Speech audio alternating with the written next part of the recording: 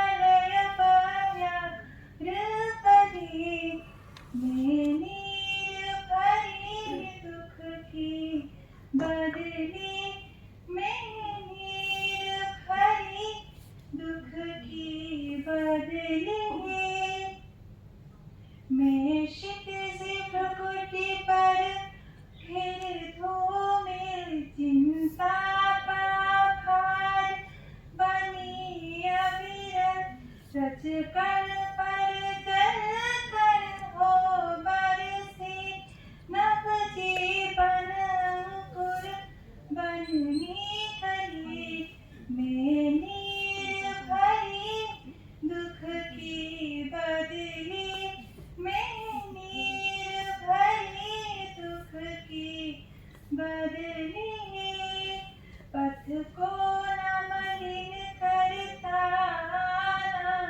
पथ चिन्ह न दे जाता जाना सुध मेरे आंगन के जग में सुख की सिहरण अंत खिली मैं नीर भरी दुख की बदली मैं नीर भरी दुख की बदली विस्तृत नभ का कोई कोना मेरा न कभी अपना होना परिचय उपस्थित सभी को मेरा प्रणाम। आधुनिक हिंदी साहित्य के श्रेष्ठ साहित्यकारों में सच्चिदानंद हीरानंद वात्स्यायन का नाम बहुत ही आदर के साथ दिया जाता है। अज्ञे हिंदी साहित्य के प्रयोगवाद के प्रवर्तक एवं तार सप्तक श्रृंखला के संपादक के रूप में जाने जाते हैं। मैं आज अज्ञे जी की कविता यह दीप अकेला आप सभी के सामने प्रस्तुत करने जा रहा हूँ। यह दीप अकेला स्नेह भरा है गर्व भरा मंद माता पर, इसको भी पंक्ति को दे दो। यह दीप अकेला गर्व भरा है गर्व भरा मंद माता पर, इसको भी पंक्ति को दे दो। यह जन है गाता गीत जिन्हें फिर और कौन पाएगा, पनडुब्बा ये मोती सच्चे फिर कौन कृति लाएगा।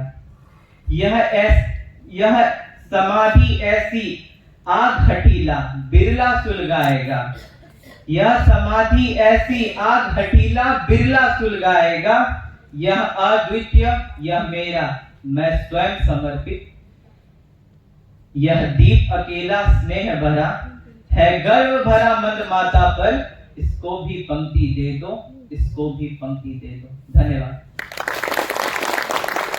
उपस्थित मंचाधीन महानुभाव एवं मेरे प्यारे साथी, आप सभी को सुप्रभात। रामधारी सिंह दिनकर जो कि एक राष्ट्र कवि के रूप में विख्यात, वे छायावादी युग के प्रमुख कवि ही नहीं, एक निबंधकार के रूप में भी प्रसिद्ध। उनकी कविताओं में ओज, विद्रोह, राष्ट्रीय भावना और आक्रोश की भावना देखने को मिलती है। आज मैं आपके सामने जो कविता पाठ करने जा रहा हूँ, कविता का शीर्षक है जनतंत्र का जन्म। इन्होंने इस कविता में सत्ताधिकारियों के प्रति, उन सिंहासन अधिकारियों के प्रति आक्रोश की भावना, विद्रोह की भावना दिखाने का प्रयास किया है। जनतंत्र का जन्म। सदियों की ठंडी बुझी रात सुबह उठी, मिट्टी सोने का ताज पहन लाती है। दो राह समय के रथ का घर घर नाच सुनो, सिंहासन खाली करो की जनता आती है, सिंहासन खाली करो की जनता आती है। होता भूडोल बवंडर उठते हैं, होता भूडोल बवंडर उठते हैं, जनता जब कोकाकुल हो भ्रिकुटी चढ़ाती है। दो राह समय के रथ का घर घर नाच सुनो, सिंहासन खाली करो की जनता आती है, सिंहासन खाली करो की जनता आती है। अब विराट जनतंत्र जगत आ पहुंचा, अब विराट जनतंत्र जगत आ पहुंचा। 33 कोटि हित सिंहासन तैयार करो। अब राज्य अभिषेक राजा का नहीं प्रजा का है। 33 कोटि हित सिंहासन, 33 कोटि जनता के सिर मुकुट धरो, 33 कोटि जनता के सिर मुकुट धरो। आरती लिए तू किसे ढूंढता है मूर्ख, उस मंदिरों राजप्रसादों तहखानों में। आरती लिए तू किसे ढूंढता है मूर्ख, उस मंदिर उस राजप्रसादों तहखानों में। देवता मिलेंगे मिट्टी तोड़ते सड़कों पर, खेतों में खलिहानों में, खेतों में खलिहानों में। सदियों की ठंडी बुझी रात सुबह उठी, मिट्टी सोने की ताज पहनी लाती है, दोरा समय के रथ का घर घर ना सुनो, सिंहासन खाली करो की जनता आती है। यह एक शाप है, यह एक वार है। यह एक शाप है, यह एक वार है। जहाँ आजाद रूह की झलक दिखाई पड़े, समझना वह मेरा घर है। यहाँ उपस्थित आदरणीय सभी गुरुजनों, मेरे अग्रजों, अनुजों और मेरे सभी सहभागियों को मेरा सम्मान भरा नमस्कार।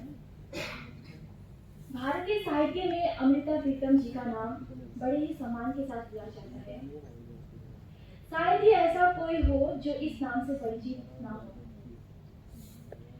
इन्हें साहित्य अकादमी पुरस्कार और पद्म विभूषण सम्मान से सम्मानित किया गया। ये एक प्रोग्रेसिव और बॉय औरत थी जो हम जैसे करोड़ों लोगों और खास करके औरतों के लिए आज भी रोल मॉडल बनकर जिंदा है। इनकी प्रसिद्ध कविता मैं तुझे फिर मिलूंगी आप लोगों के समक्ष प्रस्तुत करने जा रही हूँ। इस कविता में ये कहती है कि यदि आप किसी से मिलना चाहते हो, आपके मन में किसी से मिलने की चाह है, तो आप समय से परे जाकर आप उनसे मिल सकते हो। आंसू बनकर, प्रेरणा बनकर, अक्ष बनकर, खुशबू बनकर, एहसास बनकर। तो प्रस्तुत है रूहानियों से झलकती कविता मैं तुझे फिर मिलूंगी। मैं तुझे फिर मिलूंगी, मैं तुझे फिर मिलूंगी, कहाँ कैसे पता नहीं। मैं तुझे फिर मिलूंगी, कहाँ कैसे पता नहीं। शायद तेरी कल्पनाओं की प्रेरणा बन तेरे कैनवस पे उतरूंगी। शायद तेरे कल्पनाओं की प्रेरणा बन तेरे कैनवस पे उतरूंगी और तेरे कैनवस पर एक रहस्यमय एहसास बनकर तेरे सीने से लगूंगी। मैं तुझे फिर मिलूंगी, कहाँ कैसे पता नहीं। या सूरज की लौ बनकर तेरे रंगों में घुलती रहूंगी। या सूरज की लौ बनकर तेरे रंगों में घुलती रहूंगी।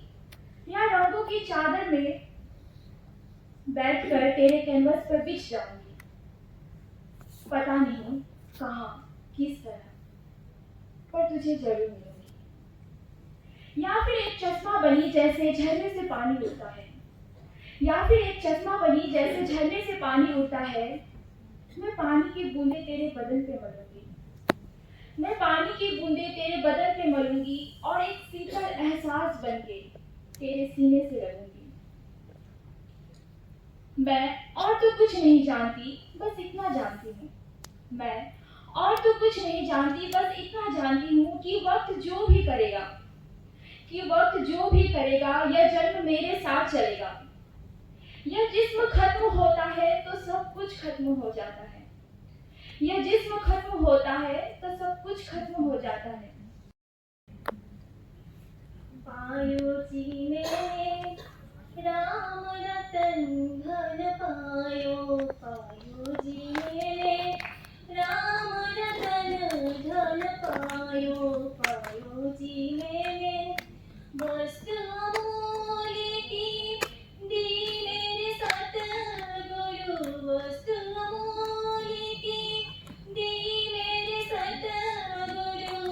कृपा कर अपनायो। पायो जी मेरे राम रतन धन पायो। पायो जी मेरे राम रतन धन पायो।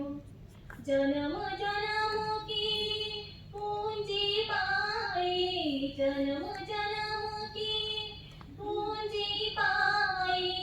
जग में सभी खुबायो। पायो जी मेरे जग में सभी खुबायो। पायो जी मेरे राम रतन धन पायो। पायो जी मेरे राम रतन धन पायो। खर्चे न कूटे चोर न लूटे। खर्चे न कूटे चोर न लूटे। दिन दिन बढ़ता सबायो। पायो जी मेरे दिन दिन बढ़ता सबायो। पायो जी मेरे राम रतन धन पायो। पायो जी मेरे राम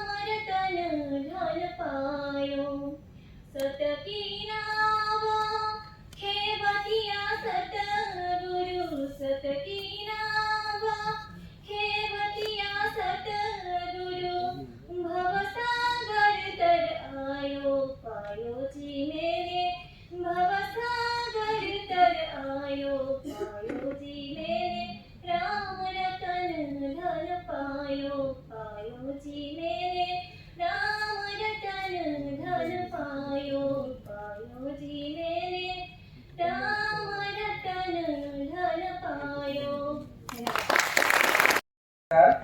मैं सैदुर रहमान निष्ठान प्रथम वर्ष का छात्र हूँ। मैं आप लोगों के सामने महादेवी वर्मा जी की कविता है बेनिधि हूँ मैं तुम्हारी रागी निधि हो पाठ करने जा रहा हूँ। कविता इस तरह की है। बेनिधि हूँ मैं तुम्हारी रागिनी भी हूँ बेनिधि हूँ मैं तुम्हारी रागिनी भी हूँ नींद थी मेरी अचल निस्पंद कण कण में प्रथम जागृत थी जगत के प्रथम स्पंदन में प्रलय में मेरा पता पद चिन्ह जीवन में शाप हो जा बन गया वरदान बंधन में शापू जो बन गया वरदान बंधन में कुल भी हो कुलहीन प्रवाहिनी भी हो बेनिधि हो